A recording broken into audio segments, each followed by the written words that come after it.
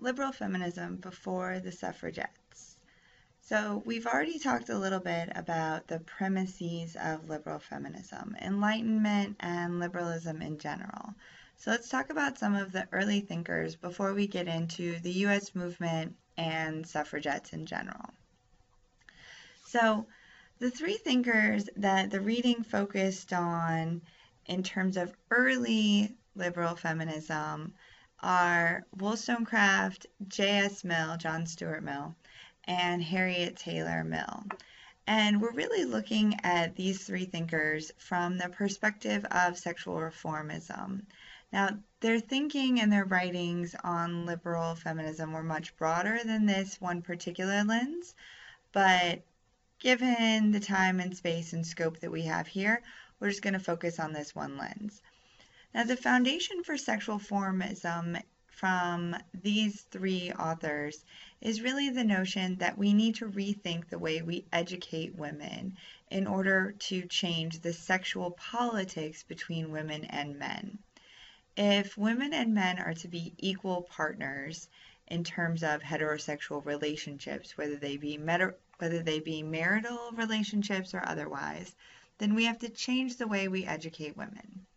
This is really a direct challenge to Rousseau and his thinking around gender dimorphism. So the idea that women and men need to be educated in parallel tracks so that women were always the yin to men's yang, that women provided the comfort when men came home after a brutal day of work. So women were traditionally educated in the arts, in literature, in poetry, in ballet, in homemaking, in things that would comfort and console men after a long day of work.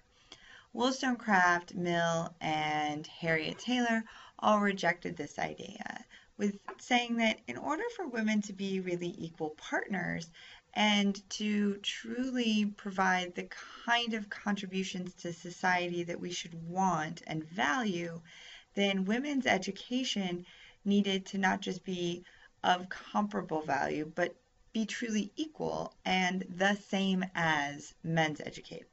So men and women both need to have self-determination in sexual, marital, and parental relationships. And this is really a departure from the norms at the time. So from this, we get actually some of the earliest truly egalitarian marriages. And one particularly good example of an early egalitarian marriage is that between Abigail Adams and John Adams. And we know this from the exchanges of letters between the two, especially when John Adams was participating in the constitutional conventions during the founding of the United States. Now, in the readings you all read, in particular, some excerpts from Abigail Adams' infamous letter to Remember the Ladies. So what exactly was Abigail Adams trying to say in that letter? One of the things I want you to think about as you're preparing for your exam is, what was she trying to say?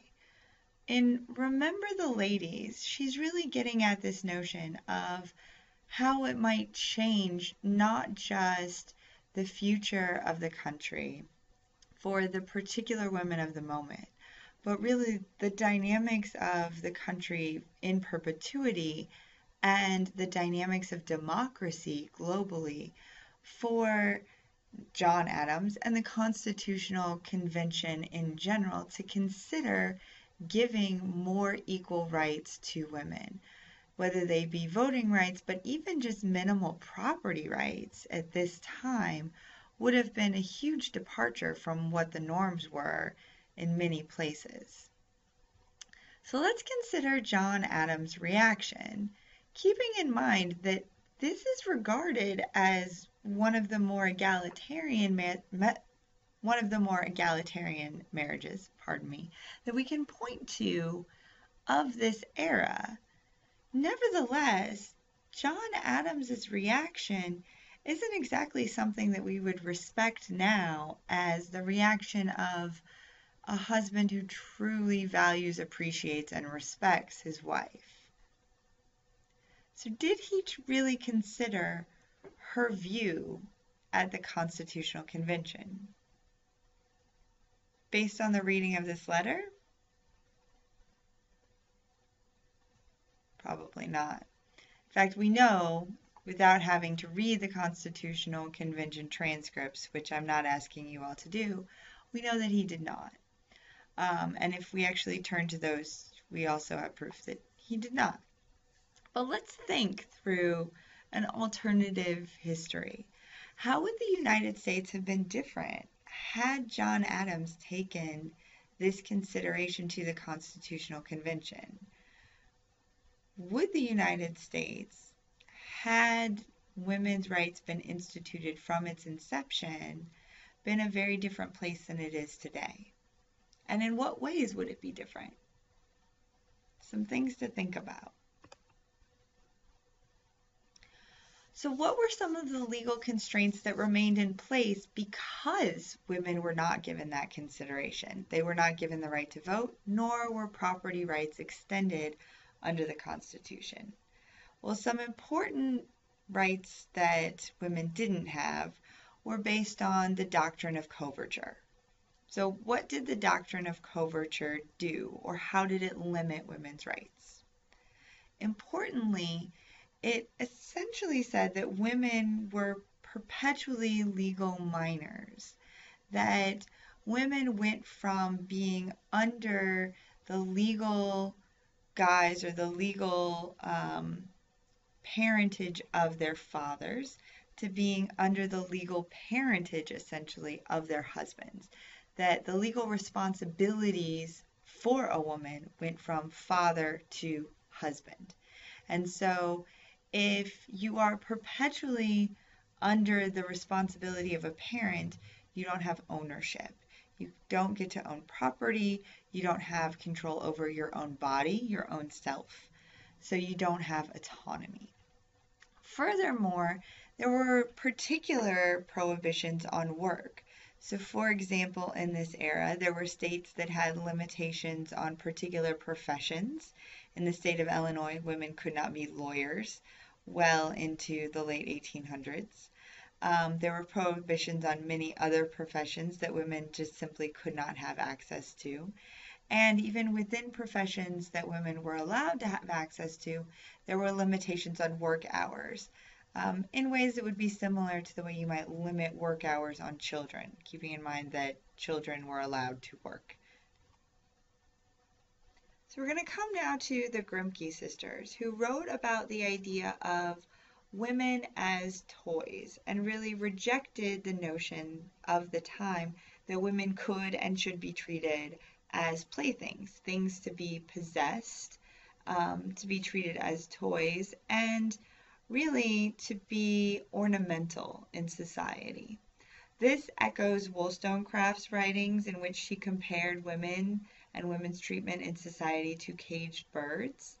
And this should sound familiar to the writings of John Stuart Mill and Harriet Taylor Mill, and this idea that in order for women to be equal partners, they need to be educated in the same ways as men, and that in order for women to contribute to society, they need to be educated in the same ways as men. Now, I want us to also start to complicate some of these early liberal feminist writers. In the same way that Wollstonecraft, Harriet Taylor Mill, John Stuart Mill were writing from places of privilege, the Grimke sisters, while eschewing their privileged places by leaving their wealthy families, came from places of privilege. The Grimke sisters, while acknowledging their privilege and leaving it behind, still suffered from that narrow vision that those with privilege can have, and drew comparisons to slavery that often ostracize Black women from the movement in general.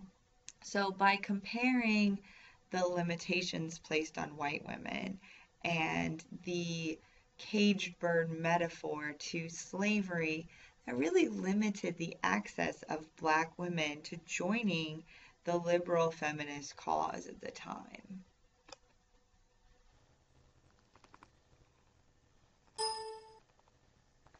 So I'm going to stop there, and in the next video we're going to move forward into thinking about the U.S. suffrage movement and where liberal feminism moves forward closer into the modern era.